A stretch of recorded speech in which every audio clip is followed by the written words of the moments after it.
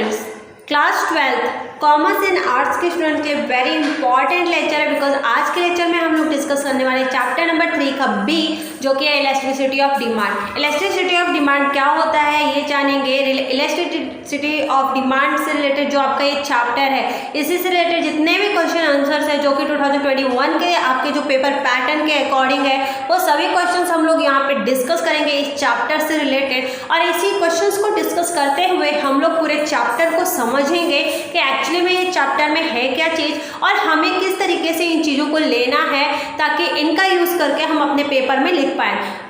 यकीन मानिए, अगर आप ये लेक्चर अटेंड कर लेते हैं तो आपको ये पूरा चैप्टर याद हो जाएगा, पूरा याद हो जाएगा। सिर्फ आपको पेपर में लिखना रहेगा। बहुत एक क्विक रिवीजन है जो कि हम लोग कर रहे हैं, तो फटाफट से वीडियो को जरूर देखिएगा और अपने दोस्तों में भी शेयर करिएगा ताकि वो लोग भी इस एंड मोमेंट में अपना बेस्ट दे पाए।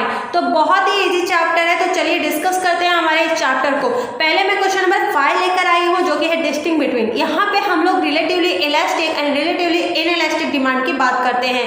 तो रिलेटिवली इलास्टिक डिमांड क्या होता है और रिलेटिवली इनइलास्टिक डिमांड क्या होता है, इसके बारे में जानते हैं। तो आप देखते हैं यहाँ पे हमारा जो क्वेश्चन है रिलेटिवली इलास्टिक, तो यहाँ पे बोला गया है when the proportional change in the price of a commodity.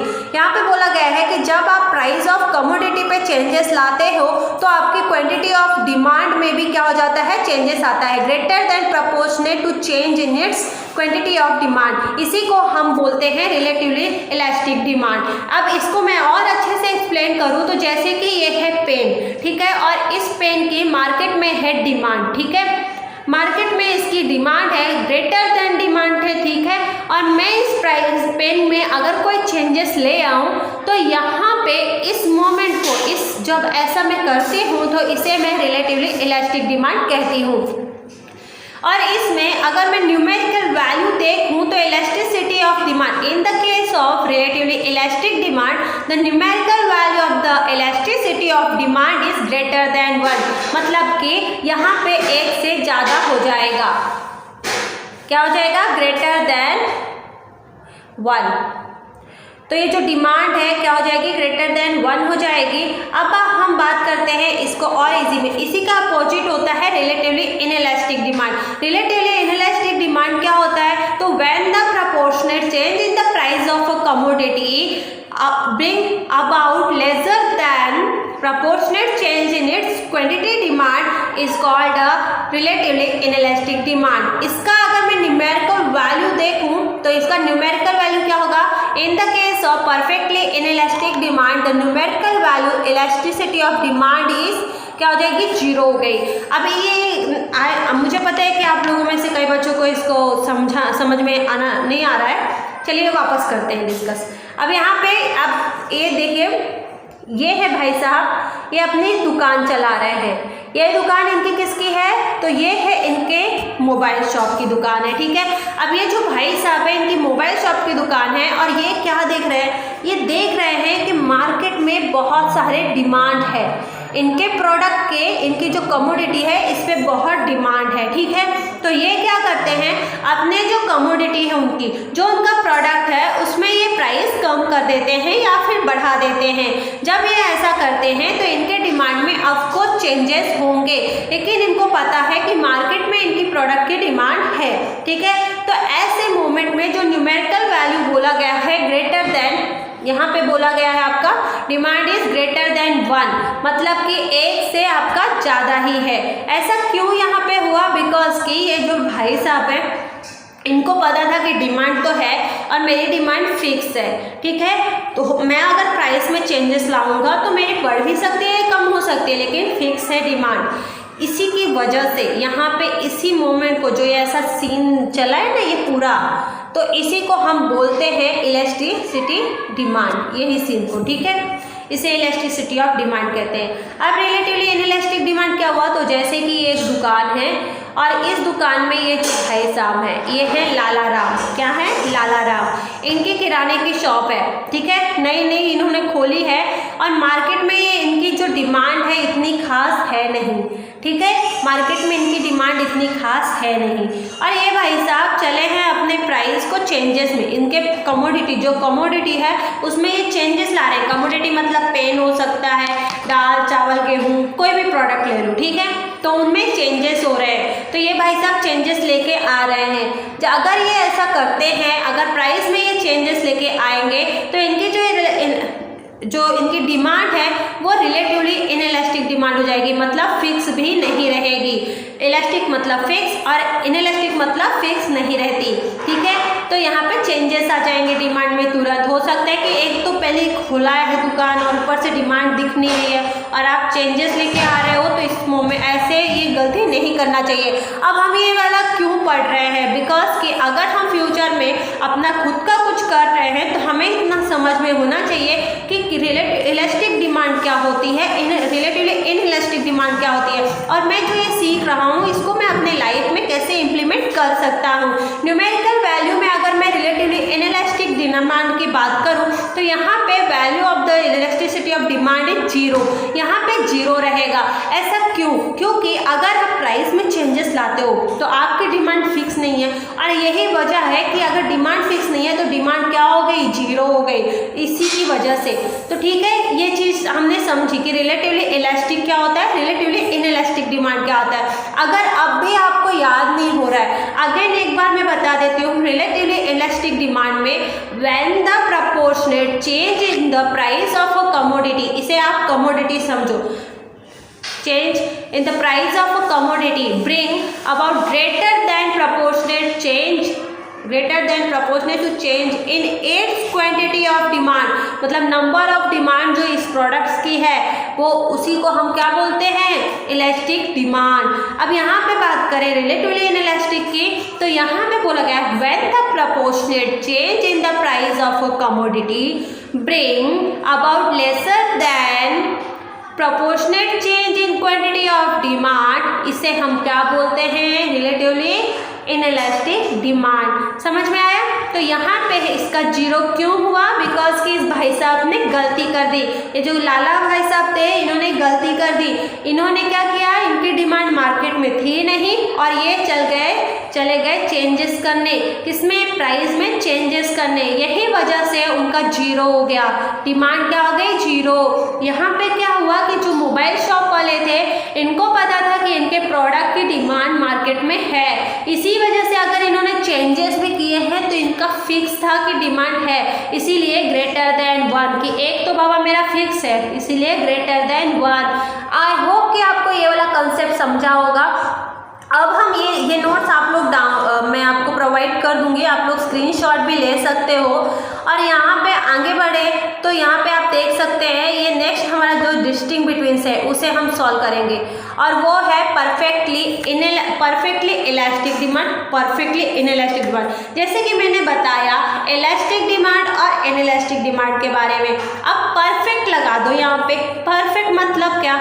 तो देखते हैं। तो देखिए जैसे कि परफेक्टली इलास्टिक डिमांड में बोला गया when a slight proportionate change in the price of a commodity, जब आप थोड़ा सा भी अपना चेंजेस लाते हो कोई भी प्राइस ऑफ अ कमोडिटी में, जैसे कि ये कमोडिटी के प्राइस में अगर थोड़ा सा भी चेंजेस लाओगे तो क्या होगा?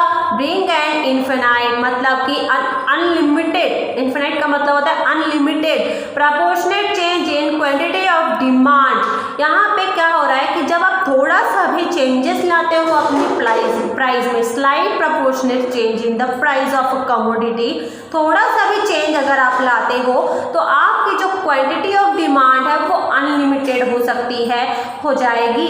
अब यहाँ पे अगर आप परफेक्टली इनइलास्टिक की बात करो तो when the proportionate change in the price of a commodity bring no, आप यहाँ पे प्राइस में इसमें कोई भी चेंजेस नहीं लाते हो तो यहाँ पे हो सकता है कि change in needs quantity of demand is said to be perfectly inelastic, मतलब कि हो सकता है कि जो इसकी डिमांड है थोड़ी बहुत आ जाए। ये क्यों? क्योंकि आपने उसकी प्राइस चेंजेस नहीं किए। अब यहाँ पे न्यूमेरिकल की बात करूँ तो in the case of perfectly inelastic demand numerical value of elasticity of demand is infinite. क्यों इनफिनाइट हो गई? आपने थोड़ा सा भी चेंजेस प्राइस में किए तो आपकी जो डिमांड है वो अनलिमिटेड हो सकती है।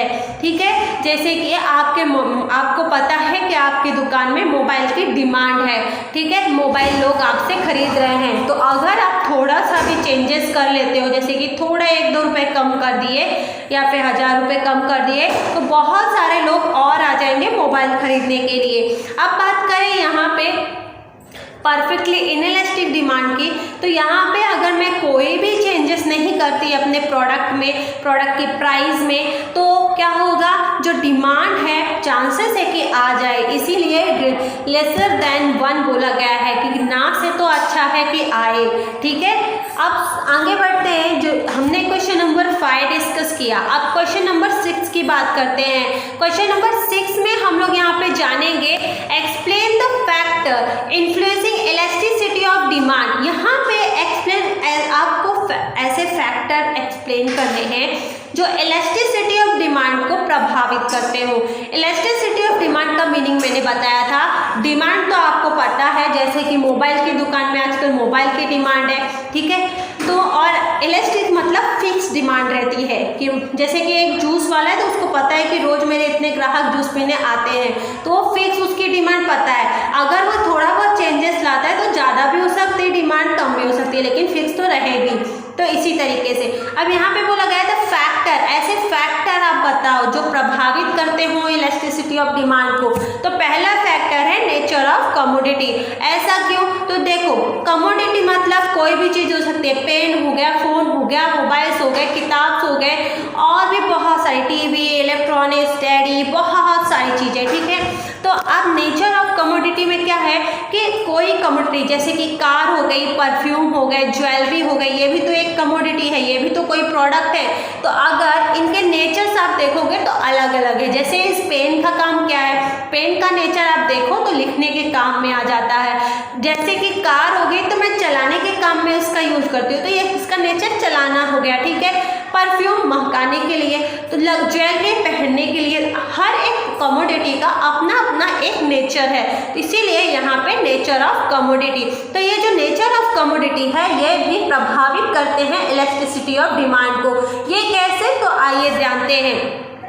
यहाँ पे जैसे कि कुछ ऐसे गुड्स हैं जो लग्जरी और कंफर्ट वाले हैं, वो उनकी डिमांड थोड़ा अलग रहती है।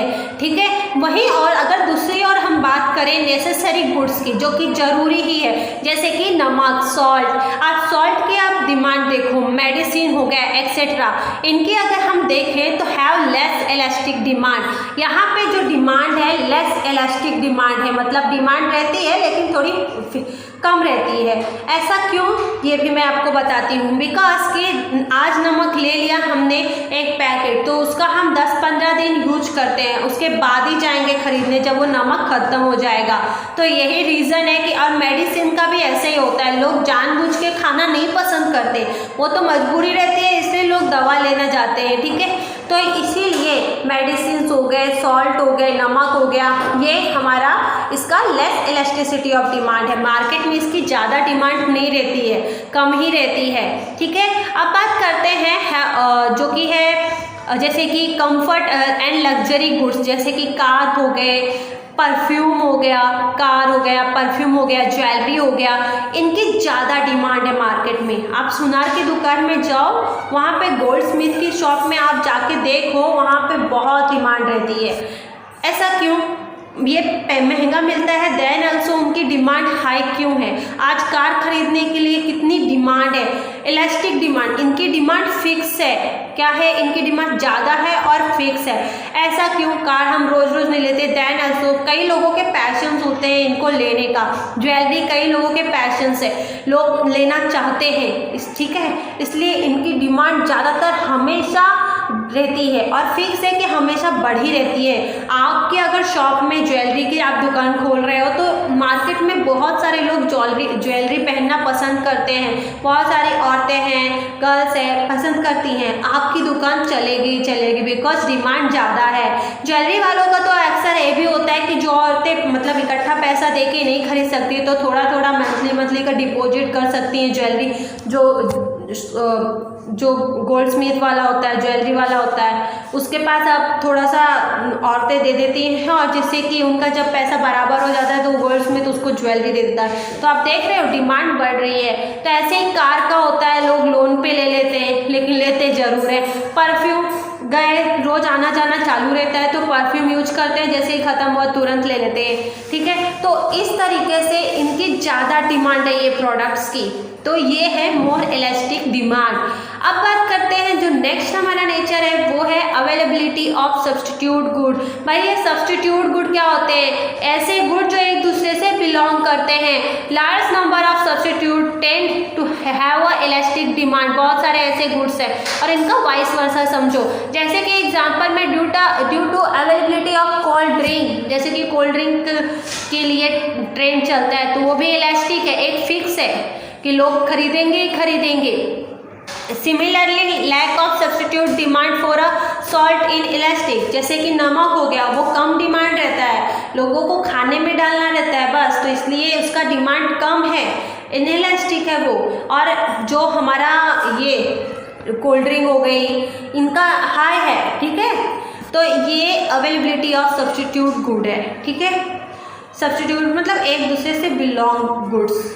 और फिर सब्स्टिट्यूट गुड में हम ले सकते हैं जैसे चाय कॉफ़ी हो गया, ठीक है। चाय कॉफ़ी गुड्स हो गए, चाय भी लोग बहुत पीते हैं, कॉफ़ी भी आजकल तो प्रेमा चाचा बहुत फेमस हो रहा है, ठीक है। तो चाय कॉफ़ी के गुड्स हो गए और भी बहुत सारे गुड्स हैं। आप वड़ा ले लो, पाव ले लो, वड़ा पाव दोनों साथ में है ना। तो इस तरीके से इनकी क्या है डिमांड ज़्यादा है, मोर इलास्टिक डिमांड, ठीक है। समझ में आ रही है इलास्टिक डिमांड।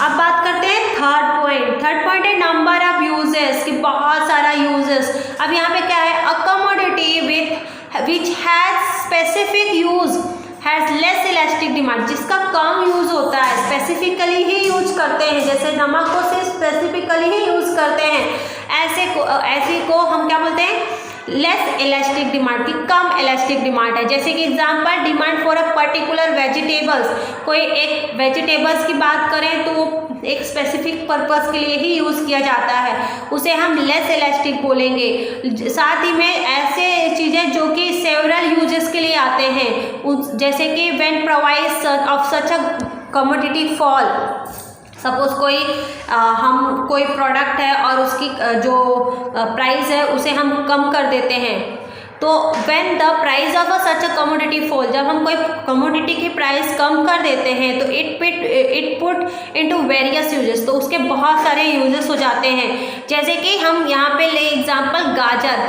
तो गाजर का हम हलवा भी बनाते हैं, साथ ही में उसका जूस भी पी लेते हैं और भी बहुत सारी चीज़ें उसका कर लेते हैं, पाउडर भी बन जाता है। तो ये क्या है, अलग अलग इसके यूजेस हो जाते हैं। तो जब हम प्राइस कम होता है तो लोग ज़्यादा खरीदने लगते हैं कि ले लेते हैं, इसका कुछ ना कुछ बना लेंगे, ठीक है। तो similarly when the price of such a commodity is rise, जब कोई कमोडिटी या फिर कोई प्रोडक्ट का हम प्राइस बढ़ा देते हैं तो is it put only for important purpose, तो इसे उसको फिर लोग इम्पॉर्टेंट पर्पस के लिए ही यूज करते हैं। जैसे कि हम प्याज, आजकल मार्केट में जो कांदा है वो बहुत महंगा मिलता है, जिसे हम ऑनियन कहते हैं, और ऐसे कांदे को जब महंगा मिल रहा है, 80 रुपये किलो मिल रहा है, तो लोग जो एक इम्पॉर्टेंट पर्पस के लिए, जो कि सब्जी में डालने के काम आ जाए, इम्पॉर्टेंट पर्पस के लिए ही वो लोग देते हैं। इवन भेल वाला भी थोड़ा थोड़ा कांदा डालेगा फिर उसमें, ठीक है, एंड या फिर वो प्राइस हाई कर देगा अपने भेल का, समझ में आ रहा है। तो ऐसी चीज़ें जो स्पेसिफिक इम्पॉर्टेंट पर्पस के लिए ही यूज़ करते हैं। और एग्जांपल में जैसे कि इलेक्ट्रिसिटी हैज़ इलास्टिक डिमांड, अब जो इलेक्ट्रिसिटी है वो इलास्टिक डिमांड है, फिक्स डिमांड है कि लोगों को चाहिए ही चाहिए, वो भी एक फिक्स डिमांड है। बेस्ट एग्जांपल जो कि इलेक्ट्रिसिटी है, ठीक है, इलेक्ट्रिसिटी बेस्ट एग्जांपल है इलेक्ट्रिसिटी ऑफ डिमांड का, बिकॉज की इलेक्ट्रिसिटी डिमांड मतलब फिक्स डिमांड रहती है इलेक्ट्रिसिटी का। अब बात करते हैं नेक्स्ट पॉइंट जो कि है हमारा हैबिट की। तो तो हैबिट में क्या आएगा, तो जैसे कि the demand for a habitual goods, habit वाले गुड्स के बारे में, जैसे कि जो हैबिट वाले गुड होते हैं वो इनएलास्टिक होते हैं। जैसे कि एग्जांपल में स्मोकर, जो स्मोक करते हैं ना ऐसे लोग, जो कि सिगरेट है वो क्या हो गया, सिगरेट इनएलास्टिक हो गया। क्या हो गया, इनएलास्टिक, क्योंकि इसकी डिमांड, बहुत सारे लोग नहीं पीते सिगरेट, ठीक है, जिनको हैबिट है ऐसे ही लोग सिगरेट का यूज़ करते हैं, इसीलिए इसकी डिमांड को हम इनएलास्टिक समझेंगे। On the other hand demand for non habitual good, जैसे कि जिसकी नॉन हैबिचुअल गुड है, जो कि जिसको हैबिट है ही नहीं, ऐसी चीज़ें, सिगरेट का यूज़ कौन करेगा, जिसको हैबिट है पीने की, ठीक है। लेकिन ऐसे गुड्स जिनको जैसे कि बिस्किट हो गई, तो बिस्किट की डिमांड हर जगह है, तो ये इलास्टिक हो गया, क्योंकि हर कोई बिस्किट खाता है, बड़ा हो छोटा हो, बच्चा हो बुढ़ा हो, सब कोई खाता है। अब दूसरी चीज़ की बात करें तो है ड्यूरेबिलिटी। ड्यूरेबिलिटी का मतलब समय, कि ज़्यादा समय तक टिकने वाला। तो elasticity of demand also get influence, यहाँ पे इलास्टिसिटी जो डिमांड है प्रभावित करता है ड्यूरेबिलिटी को भी। कैसे ड्यूरेबिलिटी इलास्टिसिटी ऑफ डिमांड को प्रभावित करती है, तो देखो जैसे कि कुछ कमोडिटी, जैसे कि वॉशिंग मशीन हो गई, अब लॉन्ग टर्म तक चलेगी, लेकिन ये ऐसे वॉशिंग मशीन हो गई, ये भी इलेक्ट्रिसिटी ऑफ डिमांड में आएगी, ये प्रभावित करती है इलेक्ट्रिसिटी ऑफ डिमांड को, बिकॉज कि हर किसी की डिमांड फिक्स रहती है कि वॉशिंग मशीन तो खरीदना है बिकॉज कपड़े धोना है। लेकिन ये ड्यूरेबिलिटी मतलब कि लॉन्ग टर्म की मशीन है, दैन ऑल्सो लोग खरीदते हैं क्योंकि लॉन्ग टर्म के लिए तुमको लेना रहता है। टेलीविजन्स हो गए, टीवी हो गई, ये भी क्या है, इलेक्ट्रिसिटी ऑफ डिमांड में प्रभावित करता है, बिकॉज कि ये ऐसी मशीनें हैं जो लॉन्ग टर्म तक चलती हैं, इसलिए लोग इसको खरीदते भी हैं। Demand and perishable commodity, perishable commodity में क्या आ जाता है, पेरिशेबल मतलब कि कम टाइम के लिए यूज़ करने वाली कमोडिटी, जैसे कि दूध हो गया, ज़्यादा टाइम तक नहीं चलेगा, वो 1 दिन 2 दिन जाएगा, तीसरे दिन फट जाएगा। समझ में आ रही है बात। तो यहाँ पे पेरिशेबल गुड्स की भी बात करें, अंडे हो गए, एग एंड ये सब इनएलास्टिक होते हैं। पेरिशेबल जो गुड्स होते हैं वो इनएलास्टिक होते हैं, क्यों, क्योंकि वो लॉन्ग टर्म के लिए तो चलते नहीं है, शॉर्ट टर्म के लिए उनका यूज़ होता है, और दैट्स वाई इसकी डिमांड कम ही रहती है, इनएलास्टिक रहती है। तो जो ड्यूरेबिलिटी प्रोडक्ट्स हैं, जैसे मशीन्स हो गए, टीवी हो गई, वॉशिंग मशीन हो गई, मिक्सर हो गए, ये सारी चीज़ें क्या ड्यूरेबिलिटी है, क्योंकि इनकी लॉन्ग टर्म चलेगी, और ऐसी चीज़ें इलास्टिक डिमांड में मतलब कि फिक्स डिमांड रहती है, लोग खरीदेंगे ही खरीदेंगे। और जो मिल्क है ये सब, इनकी डिमांड थोड़ा कम रहती है, बिकॉज ये शॉर्ट पीरियड के लिए रहता है। ऐसा नहीं कि लोग खरीदते नहीं, खरीदते हैं, पर इनएलास्टिक मतलब कि कम खरीदते हैं, ठीक है। अब बात करते हैं कॉम्प्लीमेंट्री गुड की। कॉम्प्लीमेंट्री गुड क्या होता है, तो पहली चीज समझते हैं, डिमांड फॉर कॉम्प्लीमेंट्री गुड जो होते हैं इनएलास्टिक रहता है। Complementary good are demanded jointly, ये दोनों का जो डिमांड होता है ना ज्वाइंटली होता है, दोनों प्रोडक्ट को आपको लेना ही पड़ेगा साथ ही में। जैसे कि यहाँ पे demand for only SIM card और मोबाइल फ़ोन, जैसे कि आप सिम कार्ड ले रहे हो तो मोबाइल आपको चाहिए ही चाहिए, ठीक है, मोबाइल ले रहे हो तो सिम कार्ड चाहिए ही चाहिए। साथ ही में आप एग्जांपल के लिए समझो, कार है तो पेट्रोल चाहिए ही चाहिए, ठीक है। फिर साथ ही में ओनली मैगजीन, जैसे कि यहाँ पे लिखा गया है कि नॉट कॉम्प्लीमेंट्री गुड, ऐसे गुड जो कॉम्प्लीमेंट्री नहीं है। कॉम्प्लीमेंट्री गुड मतलब दोनों एक साथ, जैसे कार है तो पेट्रोल आपको चाहिए, ठीक है, सिम कार्ड है तो मोबाइल फ़ोन आपको चाहिए, ये कॉम्प्लीमेंट्री गुड हो गए, जो कि आपका इनएलास्टिक है, ये इनएलास्टिक डिमांड है। लेकिन साथ ही में अगर नॉन कॉम्प्लीमेंट्री गुड की बात किया जाए तो नॉन कॉम्प्लीमेंट्री गुड में आता है, जैसे कि आप यहाँ पे एग्जाम्पल लिखा है ओनली मैगजीन हो गई, जो कि आप पढ़ने के लिए लेते हो, ओनली कोल्ड ड्रिंक हो गई, ये इलास्टिक डिमांड है, मतलब फिक्स डिमांड है, लोग लेंगे ही लेंगे, ये अंदाजा आपको लग जाता है, क्योंकि ये कॉम्प्लीमेंट्री गुड्स होते हैं, कॉम्प्लीमेंट्री कमोडिटी होती है, ठीक है। तो ये चीज़ें भी हमारे इलास्टिसिटी ऑफ डिमांड को प्रभावित करती हैं। अब बात करते हैं जो हमारा 7वां पॉइंट है, वो है इनकम ऑफ कंज्यूमर। भाई इलास्टिसिटी ऑफ डिमांड, जब कोई प्रोडक्ट की डिमांड की बात की जा रही है कि भाई फिक्स है या नहीं है, तो एक चीज़ और प्रभावित करती है इसको, वो है इनकम ऑफ कंज्यूमर, मतलब कि जो बंदा खरीद रहा है उसकी इनकम का, तो वो इनकम भी प्रभावित करती है इलास्टिसिटी ऑफ डिमांड को। जैसे कि यहाँ पे लिखा हुआ है, the demand for a commodity tend to be inelastic with an rise in income, जब यहाँ पे कोई डिमांड है कमोडिटी की और वो जब इनकम बढ़ जाती है तो वो कमोडिटी की डिमांड इनएलास्टिक हो जाती है। Elastic with fall in income, जैसे ही इनकम कम होती है लोगों के पास पैसा कम रहता है तो डिमांड जो होती है वो फिक्स हो जाती है, इलेक्ट्रिसिटी डिमांड हो जाती है। और जैसे ही लोगों के पास पैसा ज़्यादा आया तो elasticity of demand inelasticity of demand बन जाती है। एग्जाम्पल के लिए rich person demand for a particular commodity may be inelastic but a poor person demand for a that some commodity may be elastic. जैसे कि यहाँ पे एक रिच पर्सन है, ठीक है, और उस रिच पर्सन की डिमांड है जैसे कि यहाँ पे कार की ले लेते हैं बात, ठीक है। कार में अलग अलग वैरायटी होती है।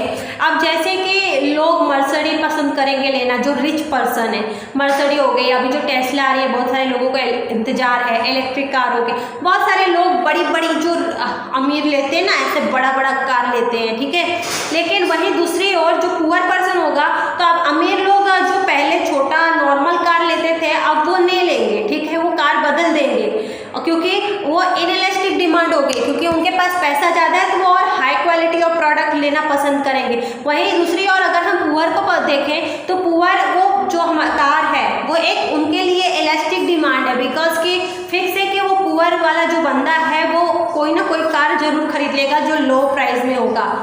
क्यों लेगा? क्योंकि डिमांड इलास्टिक है, उसको वो कंपेयर करता है, देखता है रिच को, लेकिन वो लेता वही है, ठीक है। अब यहाँ पे ये चीज़ें हमने देखी, ठीक है। अब नेक्स्ट देखते हैं 8वां पॉइंट जो कि वेरी इंपॉर्टेंट है, urgency of need. Urgency of need में क्या जानेंगे? अर्जेंसी ऑफ नीड भी इलास्टिसिटी ऑफ डिमांड को प्रभावित करता है। कैसे? तो देखो, the commodity that are needed urgently, ऐसी चीज़ें जो अर्जेंटली ज़रूरत होती है हमें, तो वो ज़रूरत वाली जो चीज़ें होती हैं, तो यहाँ पे बोला गया है whose consumption can not be postponed have a less elasticity demand. यहाँ पे बोला गया है कि अगर कम डिमांड, कम फिक्स डिमांड है, अगर कम है फिक्स डिमांड, तो यहाँ पे कंजप्शन हम बंद नहीं कर सकते, कंजप्शन कैंसिल नहीं कर सकते हम। जैसे कि एग्जांपल मेडिसिन हो गए, माना कि इसकी डिमांड कम है, लोग लेना पसंद नहीं करते, फिर भी एक इसको कैंसिल या फिर इग्नोर नहीं कर सकते हम। मेडिसिन तो लेनी होगी, जिसको बुखार है उसको तो दवा खानी ही होगी, जिसको कोई और डिसीज़ है उसको तो दवा खानी ही होगी, ठीक है। तो समझ में आ रही है बात कि भले वो प्रोडक्ट इनएलास्टिक डिमांड हो, देन ऑल्सो लोग लेंगे ही लेंगे, उसको इग्नोर नहीं कर सकते, बिकॉज उनको ज़रूरत पड़ती ही है। अर्जेंसी, ठीक है, अर्जेंसी भी प्रभावित करता है इलास्टिसिटी ऑफ डिमांड को। On the other hand commodity that are not needed urgently, ऐसी चीज़ें जो अर्जेंटली हमें ज़रूरत नहीं रहती है।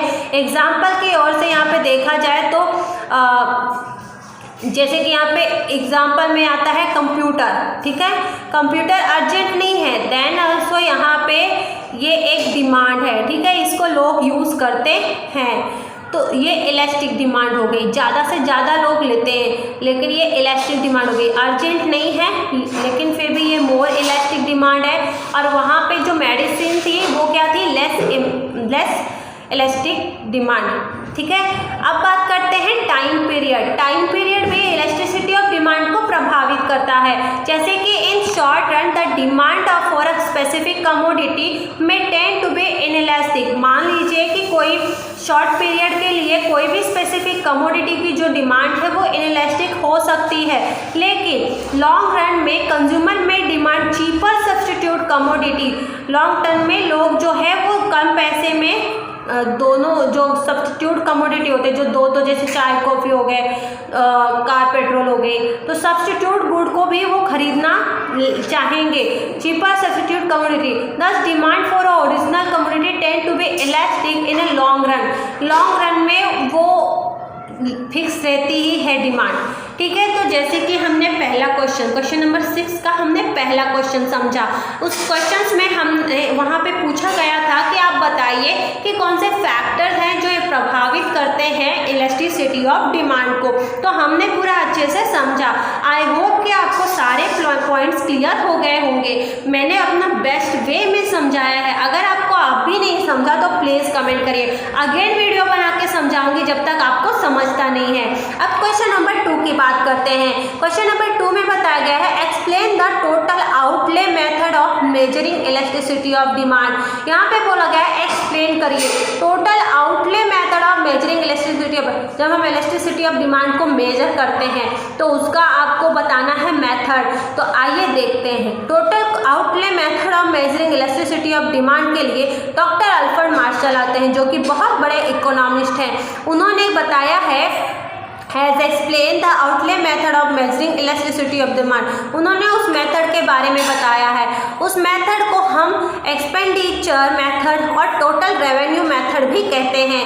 अल्फ्रेड मार्शल है उन्होंने बोला कि एक्सपेंडिचर मेथड और रेवेन्यू मेथड मतलब कि खर्चा का मेथड हो गया और एक इनकम का मेथड हो गया। ठीक है भाई, तो यहाँ पे दो मेथड को इन्होंने एक्सप्लेन किया है। जो टोटल एक्सपेंडिचर होता है मतलब जो टोटल खर्चा होता है, तो प्राइस क्वांटिटी डिमांड, वो प्राइस क्वांटिटी डिमांड के ऊपर होता है। कैसे? तो देखिए इन दिस मेथड, इस मेथड में elasticity of demand is measure by comparing the change in total expenditure on a commodity. यहाँ पे बोला गया है कि पहले चीज ध्यान दीजिए, टोटल जो एक्सपेंडिचर होता है, जो टोटल खर्चा है, उसका क्या किससे रिलेशन है? प्राइस क्वांटिटी डिमांड से रिलेशन है। कैसे? तो इस मेथड में बताया गया कि जो इलेक्ट्रिसिटी डिमांड होती है, जो फिक्स डिमांड होती है, तो मेजर जब हम करते हैं तो किसके थ्रू करते हैं? कंपेयर करके। क्या करते हैं? हम एक दूसरे को कंपेयर करते हैं और फिर मेजर करते हैं। तो कंपेयर किस में करेंगे? टोटल जो एक्सपेंडिचर है वो, और एक्सपेंडिचर किस पे हुआ है? वो कमोडिटी के ऊपर हुआ है। जो कमोडिटी कोई भी प्रोडक्ट हो सकता है, उसको आपने खरीदा है, उसके ऊपर हुआ है। तो यहाँ पे बोला गया कि in response to change in the price of a commodity, जब हम देखिए ये जो कमोडिटी है, जब इस कमोडिटी के ऊपर हम टोटल खर्चा करते हैं, तो यहाँ पे वही चीज़ बोली गई कि जब हम इस कमोडिटी के ऊपर टोटल खर्चा कर रहे हैं तो इसे प्राइस क्वांटिटी ऑफ डिमांड में रिलेशंस होता है। कैसे? तो यहाँ पे बोला गया कि जो रिस्पॉन्स है यहाँ पे एक्सपेंडिचर ऑन अ कमोडिटी, तो यहाँ पे जो रिस्पॉन्स है तो क्या बोल रहे हैं रिस्पॉन्स में कि हमें चेंज करना चाहिए प्राइस ऑफ कमोडिटी। इस कमोडिटी की जो प्राइस है उसमें चेंजेस लाना चाहिए। फिर आगे बोला गया this method can be explain with the help of following schedule, और बाद में बोल दिया है उन्होंने कि ये जो शेड्यूल आपको दिख रहा है, इस शेड्यूल के थ्रू हम समझने की कोशिश करेंगे। तो सिंपल है, इन्होंने अल्फ्रेड मार्शल ने दो मेथड बताए, उन्होंने एक्सप्लेन किए, जो कि इलेक्ट्रिसिटी ऑफ डिमांड को मेजर करने में मदद करते हैं। पहला है एक्सपेंडिचर मेथड, दूसरा है रेवेन्यू मेथड। एक्सपेंडिचर मेथड में यहाँ पे उन्होंने बोला कि ये रिलेट करता है टोटल एक्सपेंडिचर जो होता है, जो टोटल खर्चा होता है वो रिलेट करता है। उसका मतलब है price quantity demand. Price quantity demand मतलब कि प्राइस, जो कोई भी क्वांटिटी होती है, नंबर ऑफ कोई भी चीज़ें होती हैं, उनकी डिमांड, तो उनकी प्राइस में डिमांड की बात की जा रही है। तो यहाँ पे उन्होंने बोला कि जैसे कि कोई ये कमोडिटी है और अगर आप इस कमोडिटी पे बहुत खर्चा हो रहा है, टोटल खर्चा हो रहा है, तो आप इस प्राइस ऑफ कमोडिटी को क्या कर दो? चेंजेस ले आओ। तो यही चीज़ इस शेड्यूल के थ्रू उन्होंने बताने की कोशिश की है। तो यहाँ में कमोडिटी दी गई है, जो कि कमोडिटी A, B, C दी गई है। प्राइस कमोडिटी जो A है, कमोडिटी मतलब कोई भी प्रोडक्ट ले सकते हो। A में आप मोबाइल समझो, B में एप्पल समझो, C में कांदा समझो, कोई भी आप चीज़ समझ सकते हो। ठीक है, तो A में यहाँ पे बोला गया कि A की प्राइस 10 है, 20 है। ठीक है, चेंजेस ला सकते हो। ठीक है, B में बोला गया कि 30 है, 40 है, और C का प्राइस बोला गया 50, 60। ठीक है, अब demand per day in unit, कि हर दिन कितना यूनिट का यूज़ होता है। तो जैसे कि प्राइस 10 है तो 6 ही लोग लेंगे। ठीक है, 6 पर डे डिमांड में यूनिट में जो रखे लोग 6 खरीद लेंगे, क्योंकि 10 रुपये का मिल रहा है। और वही चीज़ अगर मोबाइल 10 रुपये का मिला तो लोग 6 आराम से रोज का निकलेगा। ठीक है, तो लोग 6 लेके जाएंगे। फिर अगर बात करें कि वही 20 रुपये का रख दिया जा रहा है उसी मोबाइल का प्राइस, तो लोग 5 ही लेंगे, कम लेके जाएंगे। ठीक है, लेकिन जैसे सपोज एप्पल है, तो एप्पल का दाम आपने रखा हुआ है 30 रुपये, तो 4 ही लोग 4 ही किलो लेके जाएंगे या फिर 4 ही लोग लेके जाएंगे। ठीक है, और अगर उसी का दाम आप यहाँ पे 40 कर देते हो तो 3 ही लोग लेके जाएंगे या फिर कम ही लेंगे, बिकॉज आपने प्राइस रखी हुई है इतनी। डिमांड देखो यहाँ पे कम हो गई। और जैसे कि आपने कांदा, ठीक है, ऑनियन आपका जो है वो 50 रुपये का है, तो 50 रुपये का किलो है अगर, तो 2 ही लोग खरीदेंगे, कम लोग लेंगे, ठीक है। और अगर आप 60 कर देते तो हो सकता है 1 ही लोग खरीदें। तो इस तरीके से डिमांड में चेंजेस हो रहे हैं। फिर टोटल आउटले की बात की जाए तो आउटले यहाँ पे आप देख सकते हैं कि जो 60 रुपये है, तो 60 रुपये में क्या हो रहा है, इलास्टिसिटी ऑफ डिमांड की बात की जाए तो यहाँ पे है ED greater than 1, relatively inelastic है। इनइलास्टिक क्यों है, क्योंकि आपने दाम बढ़ाया हुआ है और जिसकी वजह से क्या हो रहा है, ये आउटले है आपका, कि आपने बढ़ाया हुआ है, 60 रखा हुआ है कांदे का। अब 60 रखा हुआ है तो रेयरली 1-2 ही पर्सन लेगा, इसलिए इलास्टिसिटी डिमांड ग्रेटर देन 1 की डिमांड तो है मार्केट में, लेकिन 1 ही 2 खरीद रहे हैं, इसलिए ग्रेटर देन 1। अब बात करते हैं 100 रुपये। अगर कोई किसी चीज़ का आउटले अगर आप देखो तो 100 रुपये है अगर, तो वहाँ पे और 120 है, तो यहाँ पे भी डिमांड जो रहती है वो कुछ इस तरीके से कम ही रहती है, ठीक है। तो यूनिटरी डिमांड हो जाती है। 120 है तो दोनों बोलते हैं ना, मतलब 100 का था 120 का, तो आधे लोग खरीदेंगे, मीडियम रहता है, ठीक है। नेक्स्ट क्वेश्चन जो कि यहाँ पे बोला गया, जैसे कि यहाँ पे रिलेटिवली इलास्टिक बोला गया, अगर 100 जैसे कि यहाँ पे आप देख सकते हो 100 रुपये की कोई चीज़ थी, 120 में है आउटले, उसका टोटल 120 में अगर वो जा रहा है तो यूनिटरी मतलब मीडियम चल रहा है, मीडियम लोग खरीदेंगे, डिमांड मीडियम रहेगी। फिर साथ में बात करें 100 की, कि 100 का था और 60 में आप टोटल 60 में बेच रहे हो, 100 का चीज़ था 60 में बेच रहे हो, तो रिलेटिवली इलास्टिक हो जाएगा, मतलब डिमांड पूरी तरीके से फिक्स हो जाएगी, लोग खरीदेंगे ही खरीदेंगे। तो ये सारी चीज़ें हमने इस टेबल शेड्यूल के थ्रू समझने की कोशिश की। अब रिलेटिवली इनइलास्टिक डिमांड की भी बात कर लेते हैं। तो ये जो कि मैंने यहाँ पे डिस्कस किया रिलेटिवली इनइलास्टिक, आप यहाँ पे देख सकते हैं, हमने यहाँ पे रिलेटिवली इनइलास्टिक की बात की, फिर यूनिटरी की और फिर रिलेटिवली इलास्टिक की बात की। इनको एकदम अच्छे से और समझने की कोशिश करते हैं।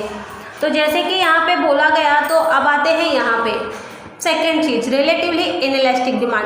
When a fall in price of a commodity, कोई भी ऐसी कमोडिटी ले लीजिए जिसमें कि कम प्राइस में कमी, जैसे कि प्राइस कम हो रहा है, जैसे कि ये पेन है, ये एक कमोडिटी है, और when a fall in price of a commodity, जब इस पेन में फॉल हो रहा है, प्राइस कम हो रहा है, तब क्या होगा, also lead to fall in total expenditure of a commodity.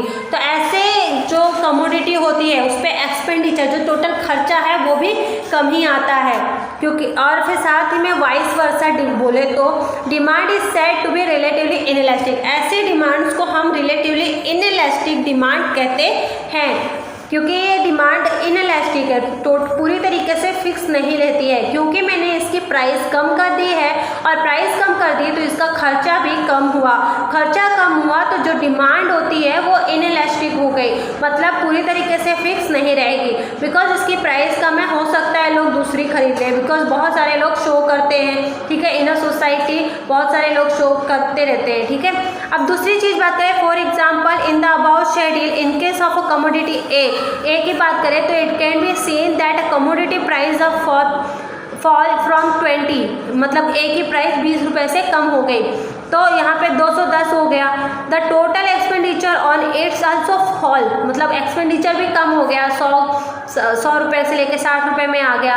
तो यहाँ पे हमें शेड्यूल एक्सप्लेन करने को बोला कि भाई इतना था तो इतना आ गया, आप लोग देख सकते हैं, ठीक है, ऑलरेडी मैंने एक्सप्लेन किया है। अब यूनिटरी इलास्टिक डिमांड की बात करें तो व्हेन अ फॉल और rise in the price of a commodity, जब मैं इस कमोडिटी का प्राइस कभी बढ़ा देती हूँ कभी कम कर देती हूँ, तो उसका जो खर्चा होता है वो भी क्या होता है यहाँ पे इसका खर्चा, तो यहाँ पे कोई खर्चे में कोई चेंजेस भी आता नहीं है, no changes in total expenditure, total expenditure में कोई भी चेंजेस नहीं आते हैं इस कमोडिटी से रिलेटेड। और ऐसी चीज़ों को, ऐसी जो डिमांड होती है उसे हम यूनिटरी इलास्टिक बोलते हैं। एग्जाम्पल के लिए जो शेड्यूल था वो मैंने ऑलरेडी आपको बताया हुआ है। शेड्यूल में यहाँ पे बताया गया है कि केस ऑफ कमोडिटी बी की बात करें तो it can be seen that the commodity price fall 40 to 30, मतलब 40 रुपये का था और प्राइस 30 रुपये का हो गया। जो हमारा एप्पल था 40 रुपये किलो मिल रहा था, उसको 30 रुपये में मिल रहा है, तो जो खर्चा है वो रिमेन सेम ही रहेगा। एग्जाम्पल के 120 सिमिलरली खर्चा रहेगा। और commodity price rise 30 to 40, total expenditure on it remain same. अगर मैं प्राइस बढ़ा भी देती हूँ तब भी मेरा खर्चा सेम रहेगा। तो यूनिटरी इलास्टिक की बात हो गई। अब रिलेटिवली इलास्टिक डिमांड की बात कर लें तो जब प्राइस फॉल हो जाता है कोई भी प्राइस ऑफ कमोडिटी, जैसे कि स्पेन की प्राइस मैंने कम कर दी तो राइज इन और lead to rise in a total expenditure, तो खर्चा जो होगा मेरा वो बढ़ जाएगा। एंड ऑपोजिट इसका समझो, क्योंकि the demand is said to be relatively elastic, की डिमांड तो आपकी फिक्स ही है, फिर आप कम करो प्राइस या ज़्यादा करो, आपका तो खर्चा उतना ही रहेगा।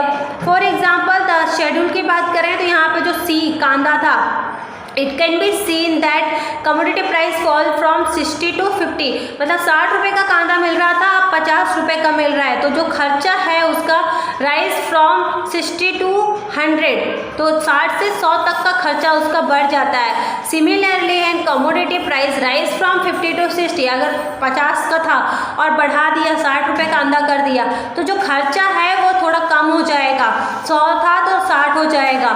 तो इसी को रिलेटिवली इलास्टिक डिमांड बोलते हैं, ठीक है। तो price of commodity, total expenditure of a commodity inversely related to each other.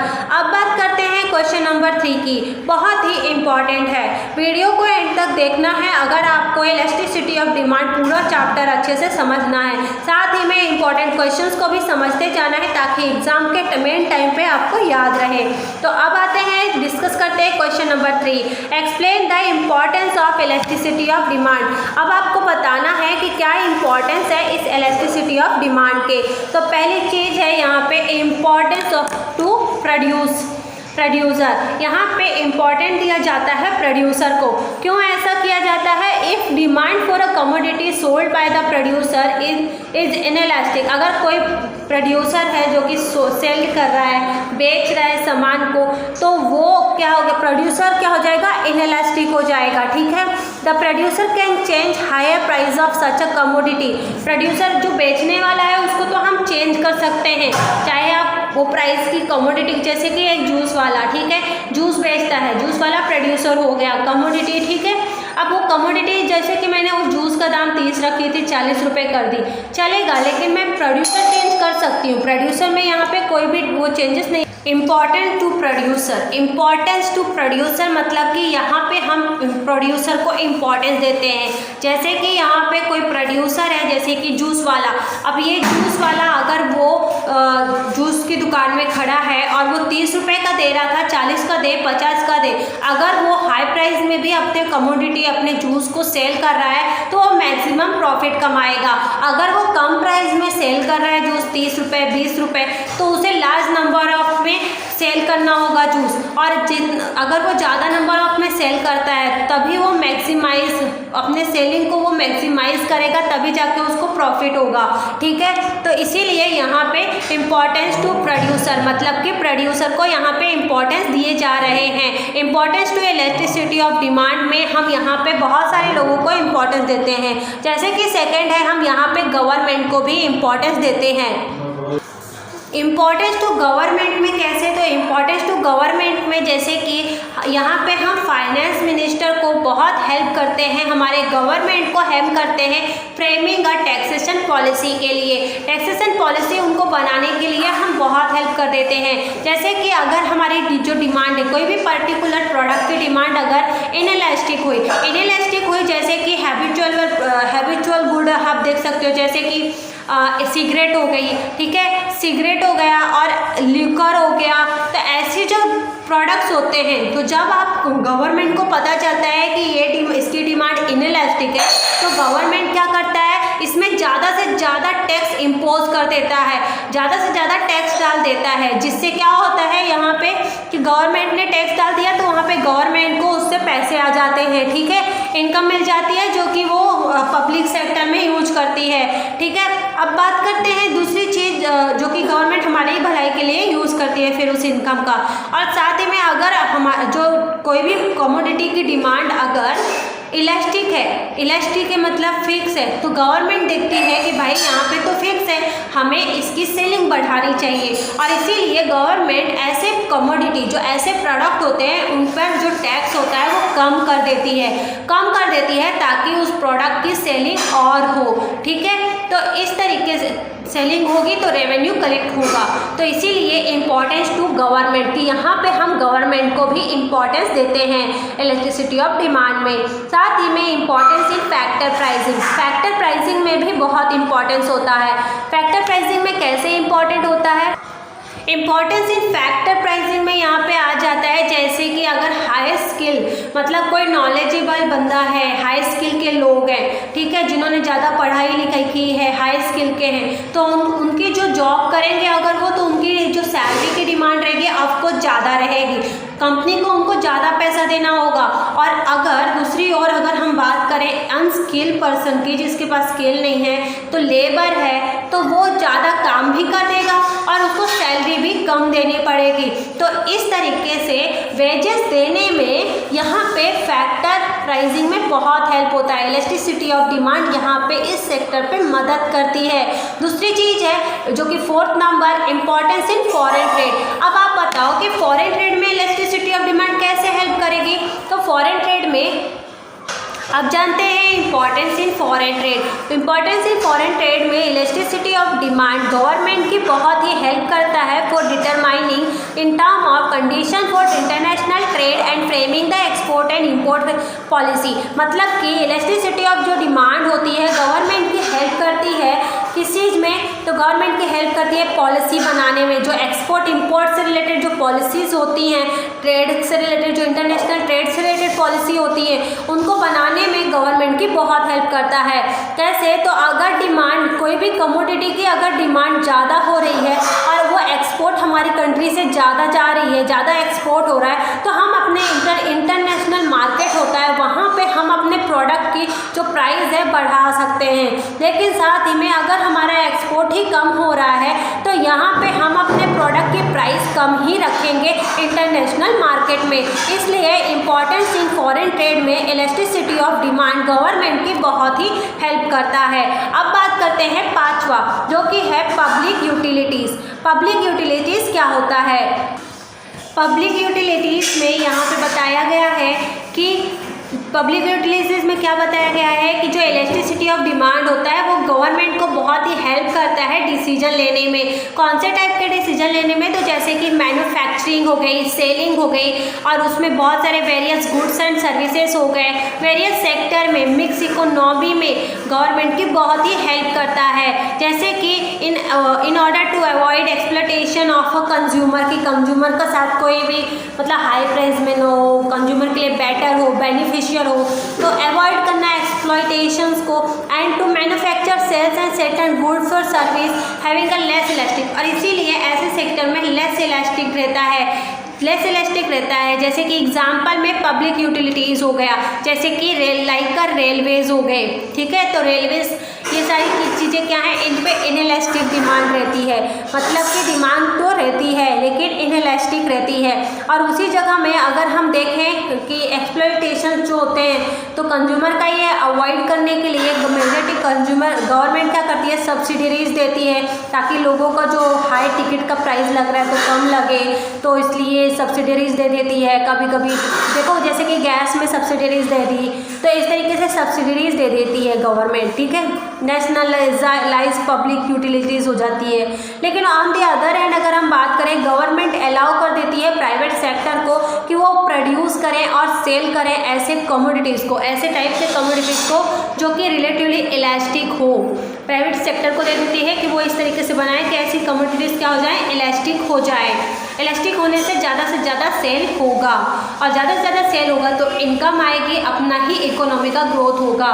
समझ में आ रही है बात? अब बात करते हैं 6वां पॉइंट, जहाँ पे इलास्टिसिटी ऑफ डिमांड हेल्प करता है। 6वें पॉइंट में बताया गया है the concept of elasticity of demand is also helpful in taking decisions. Proportionate of expenditure में यहाँ पे हम बात करते हैं कि इलेस्टिसिटी ऑफ डिमांड में किस तरीके से हेल्प करता है। तो डिसीजन लेने में मेजॉरिटी हेल्प किया जाता है यहाँ पे, जैसे कि कंजप्शंस के ऊपर, कोई भी गुड्स और सर्विस के ऊपर कि कंज्यूम करते हैं ना वेरियस गुड्स और सर्विस के ऊपर, जैसे कि खर्चा ज़्यादा है, ठीक है, और आपका खर्चा ज़्यादा है और सैलरी कम है, खर्चा ज़्यादा है सैलरी कम है, और तब भी वो जो रिकरिंग डिमांड होती है क्योंकि आप रोज़ाना यूज करते हो, जैसे कि न्यूज़पेपर हो गया, भले आपकी सैलरी कम है देन ऑल्सो आप न्यूज़पेपर रोज़ पढ़ने के लिए लेते हो।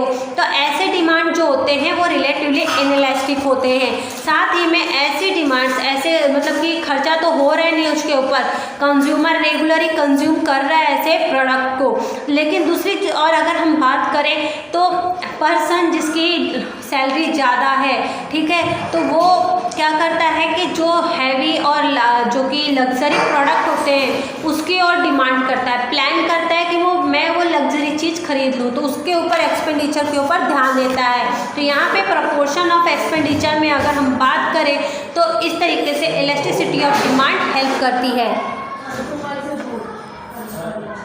आइए जानते हैं। तो यहाँ पे आपको जो डायग्राम दिख रहा है तो आपको बोला गया है identify the defined degree of elasticity of demand from the following demand curve. यहाँ पे आपको एनालिसिस करना है कि ये कौन सा डिमांड कर्व है, ठीक है, कौन से तो आपको ये बताना है। तो ये वाला काम आपका है, ठीक है, मैंने इतना सब बताया, आपके पास बुक अवेलेबल है, आप मुझे कमेंट बॉक्स में इसका आंसर दीजिए। क्वेश्चन नंबर 7 का जो फर्स्ट क्वेश्चन है इसका आंसर आपको बताना है। अब नहीं आएगा आपको आंसर तो फिर मैं ऑलरेडी आपको बताऊंगी, लेकिन इसका आंसर आपको बताना है, ठीक है। अब ये नेक्स्ट है, ये सी और ये डी, ठीक है। अब नेक्स्ट क्वेश्चन में आते हैं, क्वेश्चन नंबर 2। क्वेश्चन नंबर 2 में यहाँ पे बोला गया है in the following diagram A E, यहाँ पे आपको ए ई दिया गया है, जैसे कि यहाँ पे ये ए है और यहाँ पे ये ई है, तो ए ई के बारे में बताया गया है।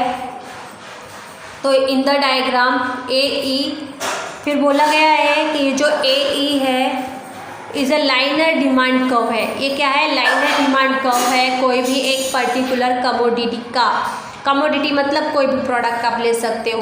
On the basis of given diagram state whether following statement are true और फॉल्स। आपको जो ये स्टेटमेंट्स नीचे दिए गए हैं ये ट्रू है या फॉल्स हैं और उसके रीजंस भी आपको देने हैं। तो आइए जानते हैं।